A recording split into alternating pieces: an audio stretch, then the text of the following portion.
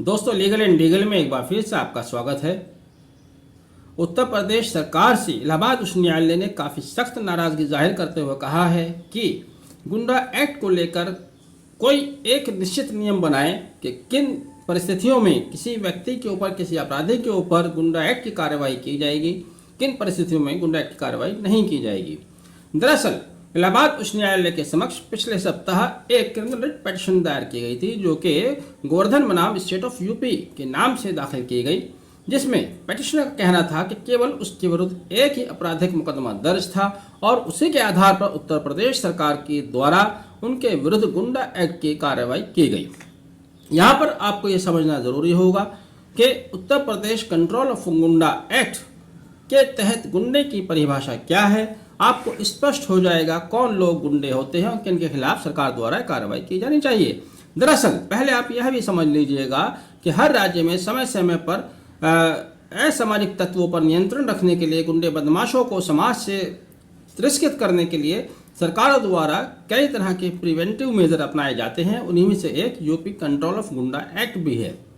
लेकिन यह भी देखने में आता है कि उसका सदुपयोग की जगह दुरुपयोग ज़्यादा होने लगता है, और ऐसा ही दुरुपयोग आजकल गुंडा एक्ट का उत्तर प्रदेश में खूब जमकर किया जा रहा है, जिसको लेकर इलाहाबाद उच्च न्यायालय ने नाराजगी जाहिर की है। पहले आप समझ लीजिएगा कि उत्तर प्रदेश कंट्रोल ऑफ गुंडा एक्ट 1970 की डेफिनेशन सेक्शन में दिया गया है 2B में कि गुंडा कौन होता है। गुंडा वो होता है, सेक्शन 2B सब क्लॉज 1, जो किसी गैंग का लीडर है या गैंग का सदस्य है, जो बार बार ऑफेंड करता है, अपराध करता है, हैबिचुअल ऑफेंडर है, जिसने कोई ऐसा अपराध जो कि सेक्शन 153 या सेक्शन 153B या सेक्शन 294 के तहत बार बार कोई अपराध कारित किया है।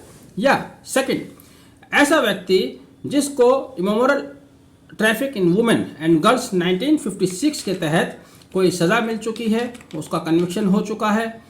या ऐसा व्यक्ति जिसको यूपी एक्साइज एक्ट 1910 या पब्लिक गैम्बलिंग एक्ट 1867 या आर्म्स एक्ट सेक्शन 25-27 के तहत 3 बार या उससे ज़्यादा सज़ा हो चुकी है, अपराध सिद्ध हो चुका है, जिसके लिए इस तरह का अपराध सिद्ध हो चुका है। या ऐसा व्यक्ति जो कि समाज के लिए खतरा पैदा हुआ है, जिसको सोसाइटी से अलग रखना ज़रूरी है। या ऐसा व्यक्ति जो हैबिचुअल कोई अपराध करता है, किसी महिला के ऊपर टॉन्टिंग करता है, मध्य कमेंट करता है, या ऐसा व्यक्ति जो टॉट है। अगर इस श्रेणी में कोई व्यक्ति आता है, वो हैबिचुअल ऑफेंडर है, बार बार शब्द आता है कि वो हैबिचुअल ऑफेंडर है, यानी कि एक अपराध को बार बार करता है, ऐसे व्यक्ति को समाज से अलग करने के लिए उसके विरुद्ध गुंडा एक्ट की कार्रवाई की जा सकती है और सेक्शन 3 के तहत उसको नोटिस भेजा जाता है। उसके बाद उसको जिले से बाहर रहने का आदेश दिया जा सकता है।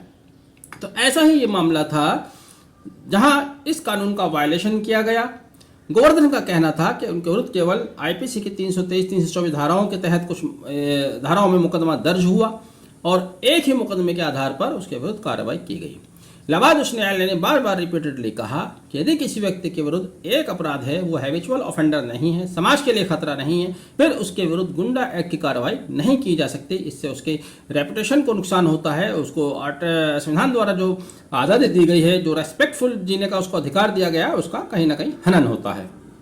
उत्तर प्रदेश सरकार की तरफ से इलाहाबाद उच्च न्यायालय में पेश हो रहे सरकारी वकील ने बहुत ही बचकाना जवाब दिया, हास्यास्पद जवाब दिया। हाईकोर्ट ने भी इस बात को कहा जो मैं कह रहा हूँ।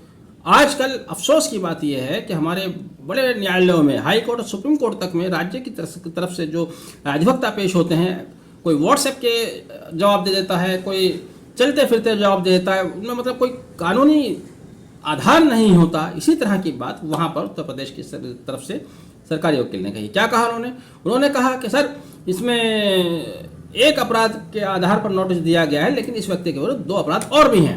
जिस पर न्यायालय ने कहा यह बहुत ही हास्यास्पद बात प्रतीत होती है कि जिन धाराओं का अपराध का सूचना नोटिस में नहीं है, आप उस बात को सामने रख रहे हैं। आपको इस तरह की बातें नहीं करनी चाहिए।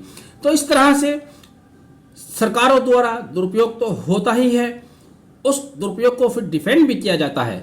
अब इलाहाबाद उच्च न्यायालय ने उत्तर प्रदेश सरकार को 31 अक्टूबर तक का समय दिया है कि वो 31 अक्टूबर तक एक निश्चित नियम बनाए, यूनिफॉर्म नियम बनाए कि किन परिस्थितियों में गुंडा एक्ट के तहत कार्रवाई की जा सकती है। यानी कि उम्मीद ये की जा सकती है कि आने वाले समय में गुंडा एक्ट के तहत जिस तरह से अब तक इसका दुरुपयोग हो रहा है नहीं हो पाएगा या उसमें कुछ कमी आएगी। हालांकि वर्तमान रिट को स्वीकार करते हुए गोवर्धन के विरुद्ध जारी नोटिस को इलाहाबाद उच्च न्यायालय ने क्वैश कर दिया है। बहरहाल आपने वीडियो आखिर तक देखा, वीडियो पसंद आया है तो आगे भी शेयर कीजिएगा, लाइक कीजिएगा, अपना कमेंट भी जरूर कीजिएगा। Thank you, have a nice day.